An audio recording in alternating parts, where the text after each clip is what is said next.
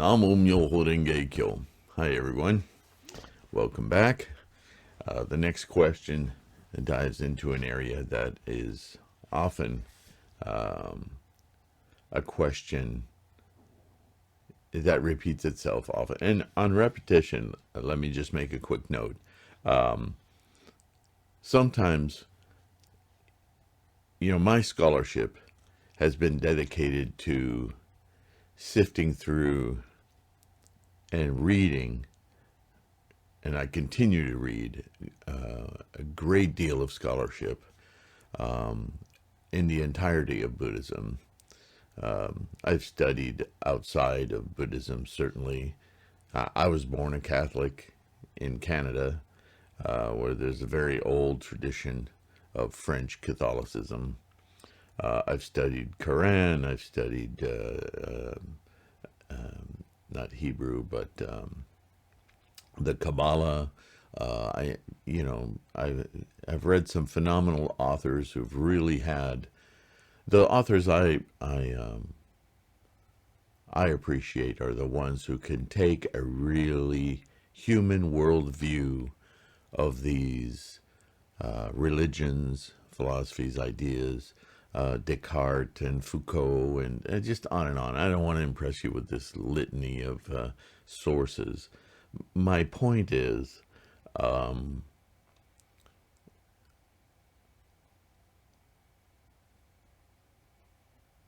it's difficult at times, no matter what your sources of information are, to discern what is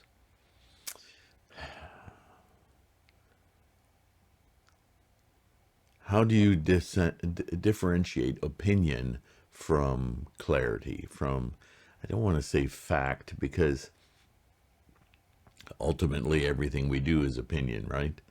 But is the opinion emotional and personal in that it is a point of view outside of what the actual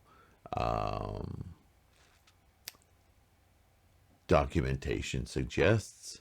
Sometimes perhaps that's appropriate. This is a difficult thing to talk about.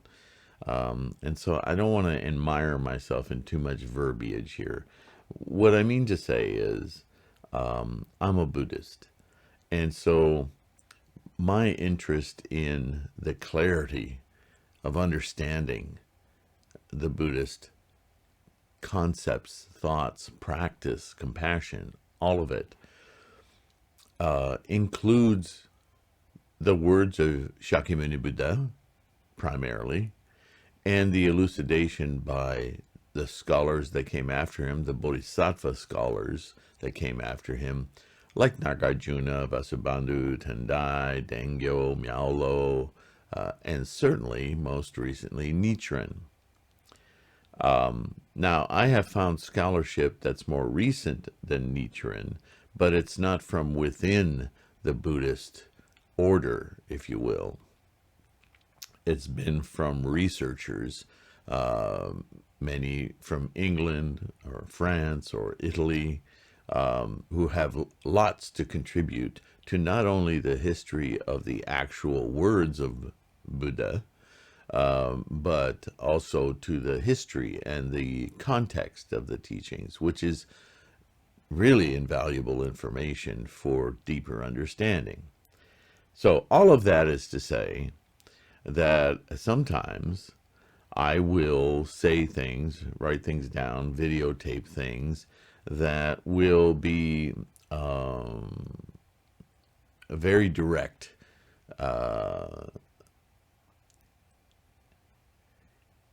and I stand behind what I say, and I also stand behind the fact that I too am a human being, and although I've practiced over 40 years, that doesn't mean that I don't continue to evolve.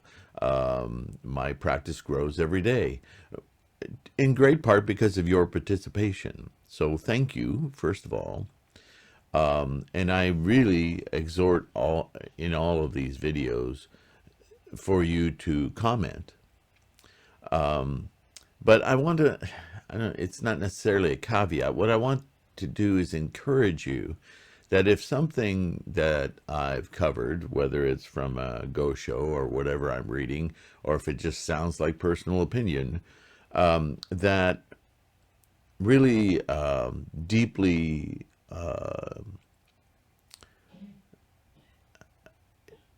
questions long-standing beliefs or ideas that you have, or you really want to challenge yourself or challenge me or challenge what I'm, discussing, that's great.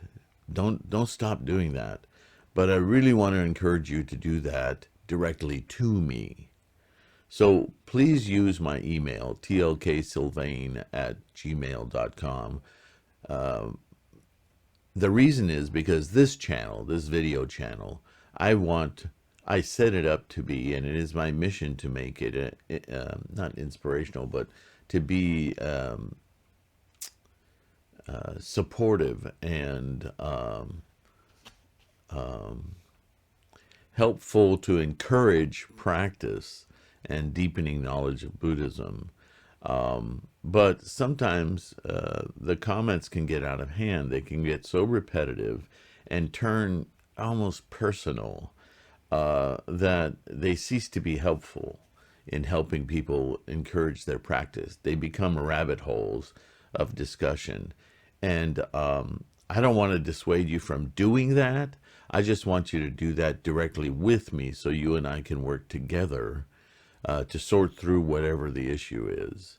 It's not helpful to have these long, repetitive, constantly coming from every different angle argumentation on this channel. It doesn't serve, and it's hard to judge that, but certainly if your comments start to be just super lengthy and repetitive and chunks of sentences, obviously you're feeling something emotionally, and I don't want to discount that.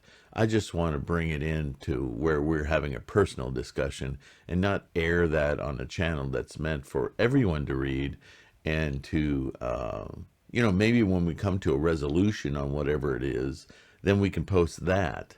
That's constructive. That's helpful. But I'm sure you'll agree that when discussions start to drone on and on and on and get repetitive, they become it's kind of like watching a car crash on the side of the road or WWF. It's like it becomes a form of entertainment and a distraction from the purposes of this channel and what we're trying to do as a Sangha. Okay, so anyway, I hope that doesn't hurt anyone's feelings. That's not my goal. I just want to keep things constructive here. Okay, Namo Myoho Renge Kyo. Thank you for understanding. So now, the next question in this Go show is, did the Bodhisattvas of the earth then appear in Jambudvipa during the 2 millennia of the former and middle days of the law to spread the Lotus Sutra? Well, right off the bat, that's not what Shakyamuni said. But it's a good question.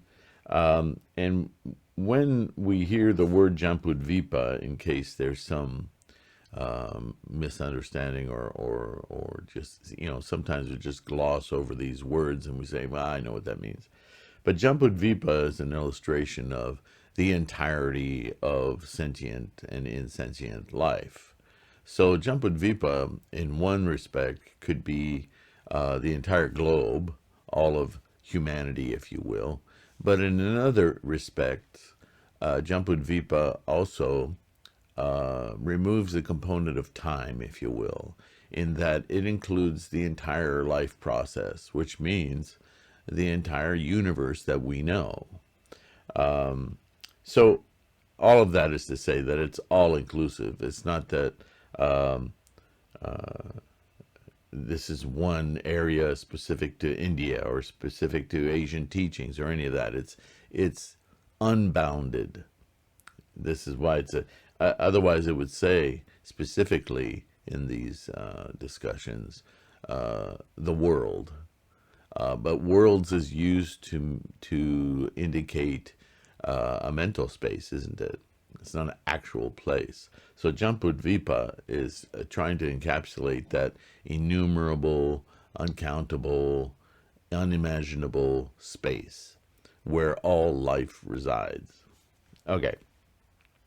So the answer, were the bodhisattvas of the earth present in the former and middle day of the law? Answer, no, they did not.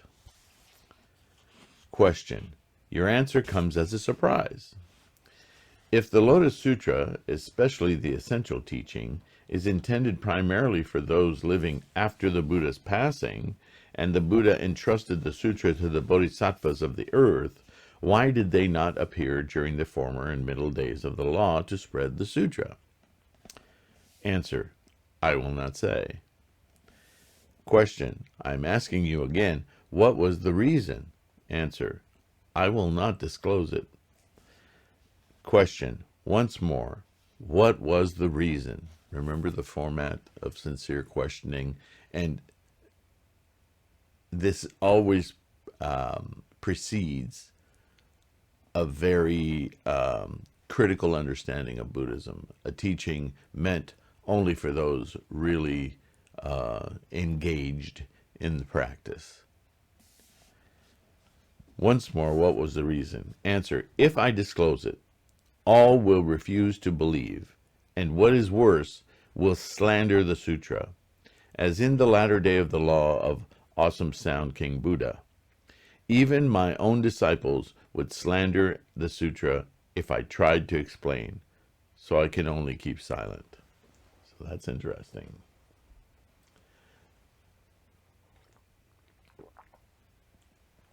He's cautioning against doubt. He's cautioning about how we assimilate and learn Buddhist concepts, and how some will definitely challenge our understanding of life, and that can create doubt. Question, nonetheless, I urge you to answer. Unless you do, you will be guilty of the fault of greed and stinginess. It's quite an accusation, isn't it? Answer. Then, since I have no choice, I will try to give you a brief explanation. The teacher of the law chapter states, since hatred and jealousy toward this sutra abound even when the thus come one is in the world, how much more will this be so after his passing? The lifespan chapter states, I will leave this good medicine here. And the distinctions in benefits chapter speaks of the evil age of the latter day of the law. The Medicine King chapter says, quote, in the last 500-year period you must spread it, the Lotus Sutra, abroad, widely, throughout Jambudvipa. A passage in the Nirvana Sutra reads, quote, suppose that a couple has 7 children, one of whom falls ill. Though the parents love all the children equally, they worry most about the sick child. With the clear mirror of these passages, one can guess the Buddha's intent. They show that the Buddha did not appear for the sake of those present during the 8 years when he revealed the Lotus Sutra at Eagle Peak, but for those who would come after him in the former, middle, and latter days of the law.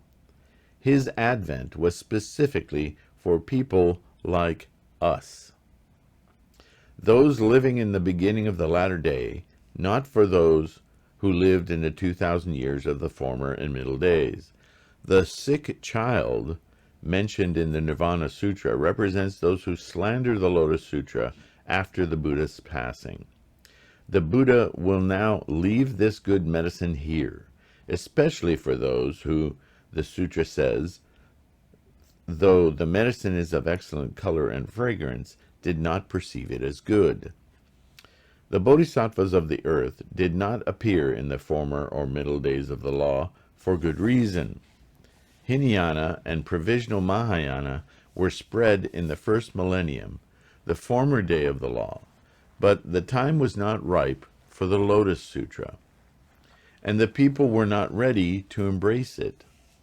The four ranks of Bodhisattva in the former day led those who had received the seeds of Buddhahood by hearing the Lotus Sutra during Shakyamuni's lifetime to harvest the fruit of Buddhahood through Hinayana and provisional Mahayana teachings. If the Bodhisattvas of the earth had spread the Lotus Sutra at that time instead of later, the people would have reviled it and thereby destroyed all the merit they had accumulated by maturing their seeds. Therefore, the Bodhisattvas did not appear then. People of the former day are like those in the Buddha's lifetime who gradually matured and attained enlightenment through the first four flavors of teachings.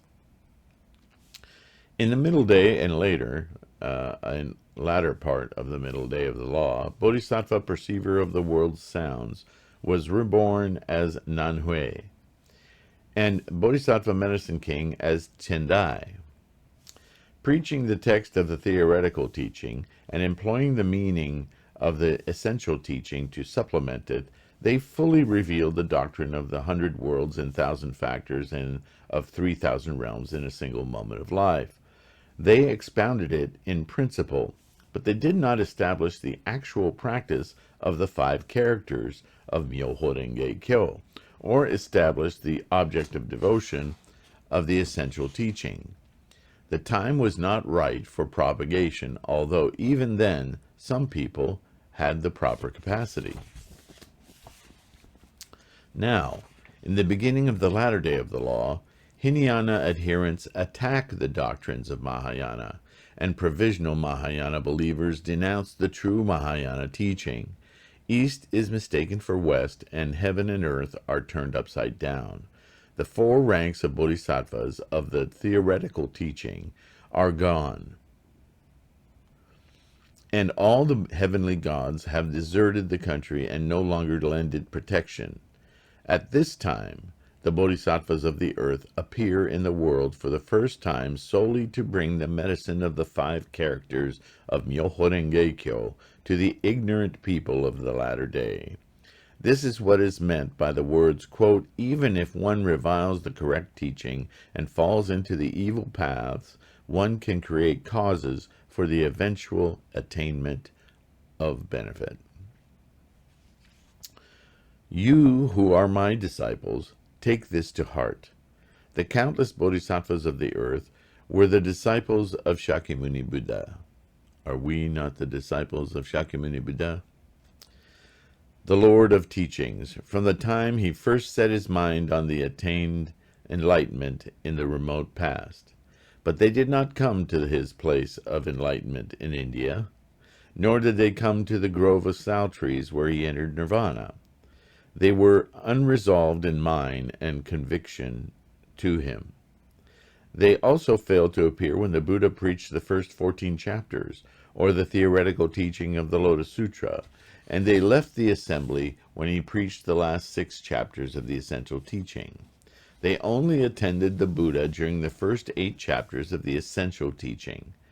Since these noble bodhisattvas received the 5 characters of Myoho Renge Kyo, and made a solemn oath to Shakyamuni Buddha, many treasures Buddha, and the Buddhas of the 10 directions, is it possible that they will not appear now at the beginning of the latter day of the law? Know this. In the time for the practice of Shakabuku, the 4 bodhisattvas appear as worthy rulers who rebuke and convert ignorant rulers. And in the time for the practice of Shoju, they appear as priests or monks to embrace and spread the correct teachings. This is our Sangha.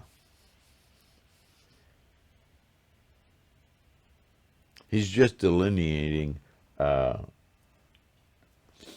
different areas of society.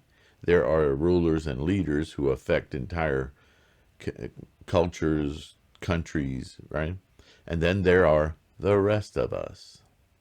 When we practice with one another, we practice shoju in the Sangha. And when there are remonstrations to be had, leaders to be deposed, leaders to influence, we collectively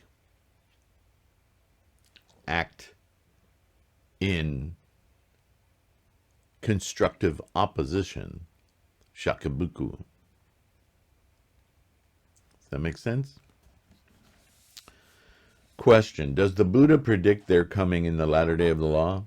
Answer: the Buddha states, quote, in the last 500-year period, the Lotus Sutra will spread abroad widely through Jambudvipa. So he does explicitly say so. The great teacher Tendai predicts, quote, in the last 500-year period, the wonderful and difficult to understand way will spread and benefit humankind far into the future. And just humankind. This isn't a certain group of people. This is everyone. And I will recall for you that the practice that we're speaking of here is the practice of the essential teachings of the Lotus Sutra, captured by Nichiren as the Gohonzon and the Daimoku, Myoho Renge Kyo. And that practice, with the benefit of all the sutras that lead up to it, is bodhisattva practice. We are the bodhisattvas of the earth. We emerge through our practice. Again, Buddhism is never about specially endowed people. We are all, if you will, specially endowed people if the special endowment is Buddhahood. We are all inherently in possession of enlightenment. We are all bodhisattvas in our practice of this earth.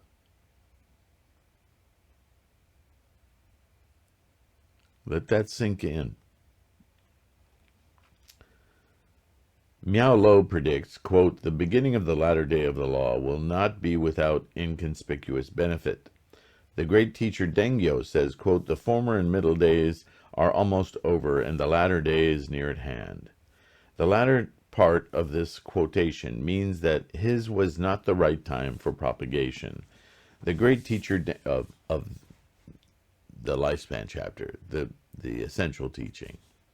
The great teacher Dengyo, who was living in Japan, foresaw the beginning of the latter day of the law, saying, quote, speaking of the age, the propagation of the true teaching will begin in the age when the middle day of the law ends and the latter day opens. Regarding the land, it will begin in a land to the east of Dang and to the west of Katsu. As for the people, it will spread among people stained by the 5 impurities, who live in a time of conflict. The sutra says, quote, since hatred and jealousy toward this sutra abound even when the thus come one is in the world, how much more will this be so after his passing?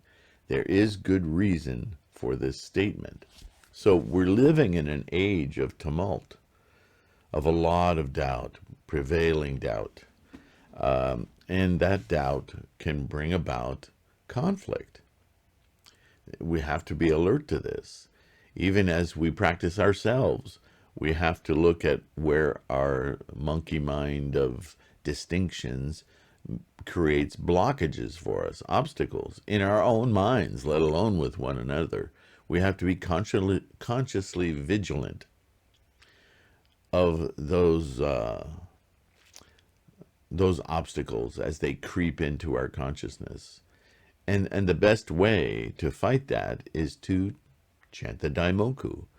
Go to Gohonzon and focus your mind on your Buddha nature, and those contradictions or obstacles, whatever they are, they will either evaporate very quickly or they will become tools for understanding. We have to constantly watch ourselves. At a time of conflict, quote unquote, is in this commentary refers to the two disasters of internal strife and invasion from the Western Sea that are occurring at present. So he's talking about his things that people of his day can observe in their environments. At this time, the countless bodhisattvas of the earth will appear and establish in this country the object of devotion, foremost in Jambudvipa, that depicts Shakyamuni Buddha of the essential teaching attending the eternal Buddha. This object of devotion has never appeared in India or China. Its time had not come when Prince Jogu in Japan constructed Shitennoji Temple, so he could only make a statue of Amida, a Buddha of another world, the object of devotion. When Emperor Shomu erected Todaiji Temple, he enshrined a statue of the Buddha of the Flower Garland Sutra, Sanskrit, Avatamsaka, Vairochana Buddha, as the object of devotion, but could not manifest the true meaning of the Lotus Sutra. The great teacher Dengyo almost revealed the truth of the sutra. The time had not yet come, however, and so he built a statue of the Buddha of the eastern region, but did not represent the four bodhisattvas of the essential teaching in any form. Ultimately, this was because the revelation of the true object of devotion had been entrusted only to the bodhisattvas of the earth. They have been waiting for the right time to emerge from beneath the earth and carry out the Buddha's decree. They did not appear in the former or middle day, but if they do not appear in the latter day of the law, their vows would be outright lies, and the prophecies of Shakyamuni, many treasures, and the Buddhas of the 10 directions would be no more than froth on the waters. We have currently experienced the great earthquakes, huge comets, and other calamities such as has never occurred in the former middle day. These signs could not be caused by Garuda birds, Ashura demons, or dragon deities. They must foretell the appearance of the four great bodhisattvas. Tendai states, quote, "By observing the fury of the rain, we can tell the greatness of the dragon that caused it. And by observing the flourishing of the lotus flowers, we can tell the depth of the pond they grow in." Miao Lo says, quote, "Wise men can perceive the cause of things, as snakes know the way of snakes," end quote. When the skies are clear, the ground is illuminated. Similarly, when one knows the Lotus Sutra, one understands the meaning of all worldly affairs. Showing profound compassion for those unable to comprehend the gem of the doctrine of the 3,000 realms in a single moment of life, the Buddha wrapped it within the 5 characters of Myoho Renge Kyo, with which he then adorned the necks of the ignorant people of the latter age. The 4 great bodhisattvas will protect anyone who embraces the 5 characters as resolute mind and conviction, as Tai Kung Wang and the Duke of Chao supported King Wen, and as devotedly as the 4 white-haired elders served Emperor Hui. So,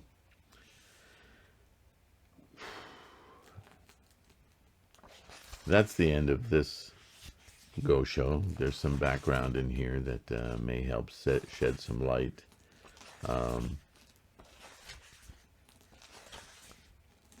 I don't know if I can do any better of a job of synopsizing all of that, other than proceeding to the next Gosho, which is the true aspect of all phenomena. That should be a good one. Final words.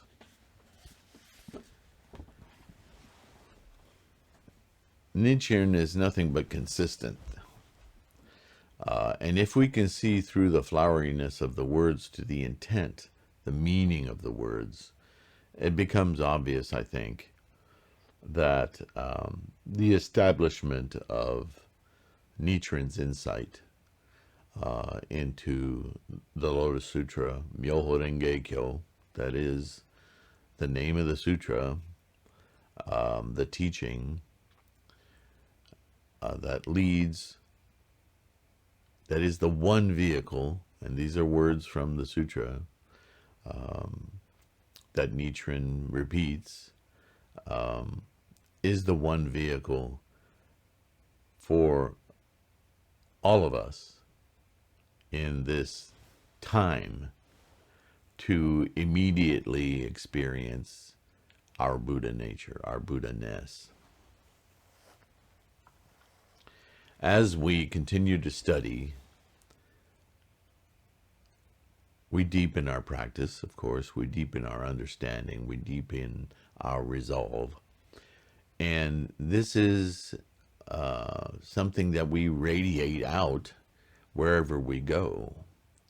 When a person of influence walks into a room, much of the room of people, no matter how large, is affected by it. We sense someone of influence, positive and negative, right? Our little radars go off and we sense.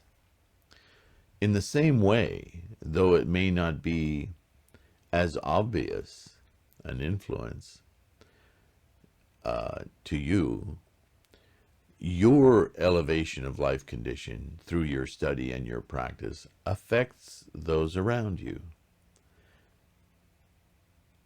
As I'm sure you've often read or heard in Buddhism, we are our environs. There is no separation. Our world is in and out. It is not two things. So our influence is pervasive, and the larger our understanding of Myoho Renge Kyo, the greater influence we have.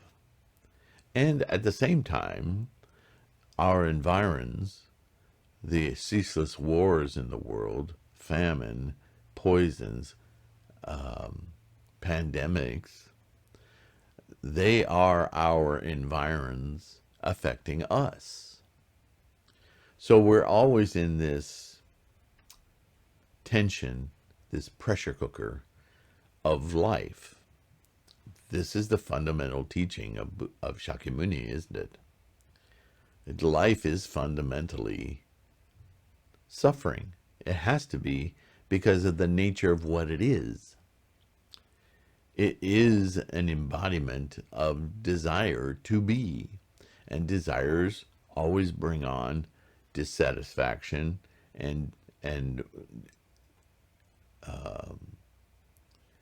many emotional reactions to the idea of having, not having, so on. This is the nature of attachments, right? So understand what that means. Attachments are not these arms and legs. They are psychological, mental constructs of the mind.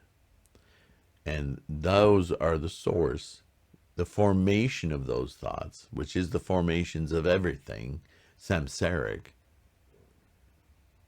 are directly the cause for that dissatisfaction, suffering, whatever you want to call it. Malaise, that's a good word. And again, Buddhism isn't about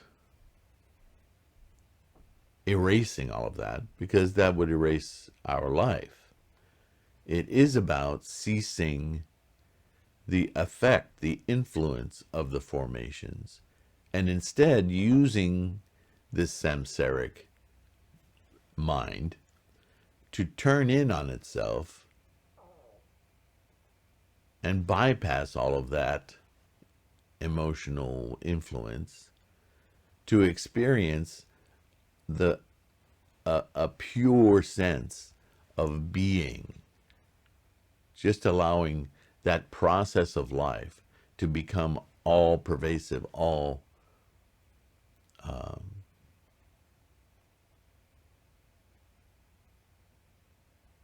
again, the clarity of the Buddha mind through our training, Buddha wisdom of our path to it.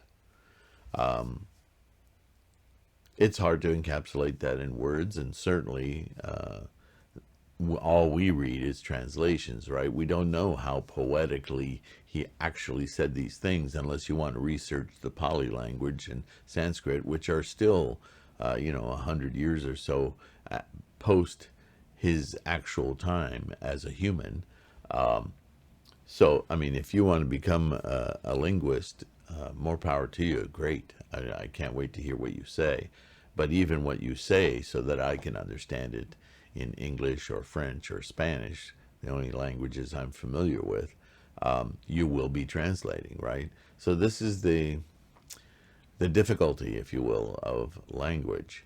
But if you stay focused on the meaning, it will come through. You will get it. And the bodhisattvas of the earth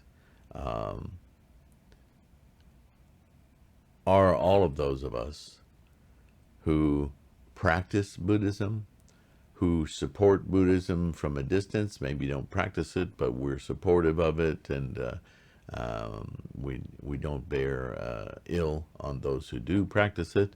And then there's going to be a certain quantity of humans who are always resistant.